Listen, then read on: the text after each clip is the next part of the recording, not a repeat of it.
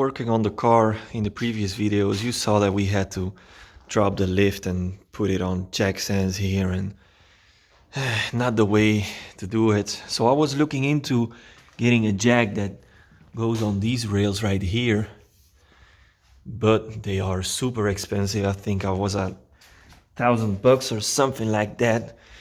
And let's be honest, I paid 800 for this whole lift, so it's not logic to pay more for the jack than I paid for the whole lift. So I started to think, how can we do this, that we can lift the car while it's on the lift to work on the brakes and stuff. And actually, we got it. What we have here is the tool bin that came with the lift, and it's actually built really solid and thick, and the rail actually hits here.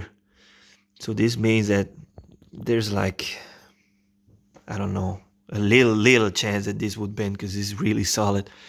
So I was looking to put a jack on here, but the problem is I didn't have enough room to like use it.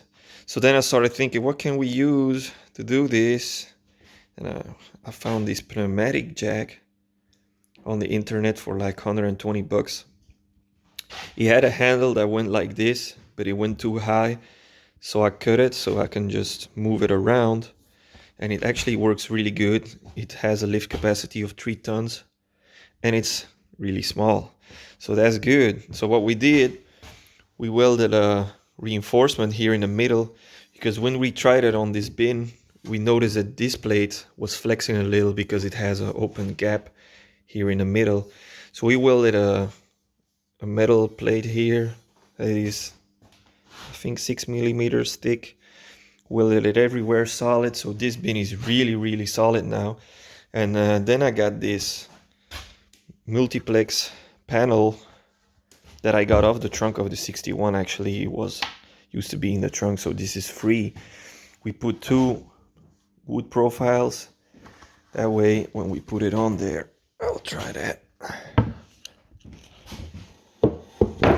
That way it falls into it and it doesn't move. And we actually made it that you can slide it over the lip here, because on some cars you have to lift them on the side rails, and this way this will cover the floor of the lift. Actually will be flat then, because it has the same thickness.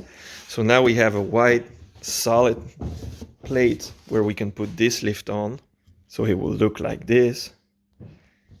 And this won't go anywhere. I mean, you can move it around, you can center it the way you want. I'm not gonna tighten this on the wood, I'm just gonna let it like that, so you can slide it over and lift it wherever you want to be. And this will work fine. We're gonna try it in a bit so you guys can see. And in the end, I mean, probably cost me like 130 or 135 with the whole metal and all that. It ain't pro stuff, but it will do the job. Believe me, we don't need more than this. We ain't a 24/7 shop that will be lifting cars all the time and all that. So for a hobby wise, this is it. This is what we need. So we're gonna give it a try now. You can just slide it over there. Where it has to go. Here. And this I can move it around the way I want to. And if I just hook up the compressor, got enough air in here.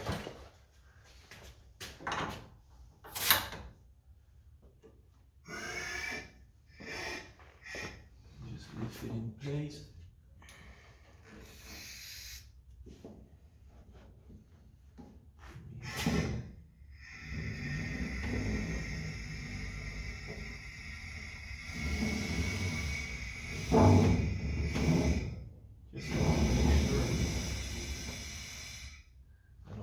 Hitting the ceiling.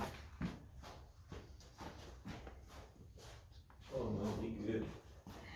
Got plenty of room over there.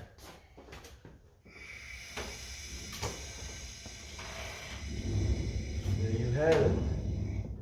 It's in the air. Show you guys. So this will help us to work on the brakes and stuff like that. And basically to get it down, we just open the other got over here.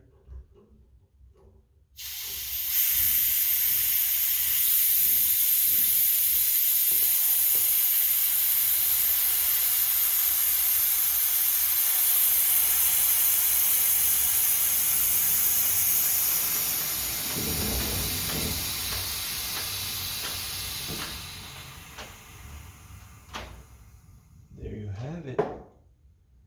Don't even have to do anything, just open and close the little valves here, and that's it. And it even goes down automatically. So that's it. This is what we need. So we got a little sidetrack, but we got to upgrade at the shop.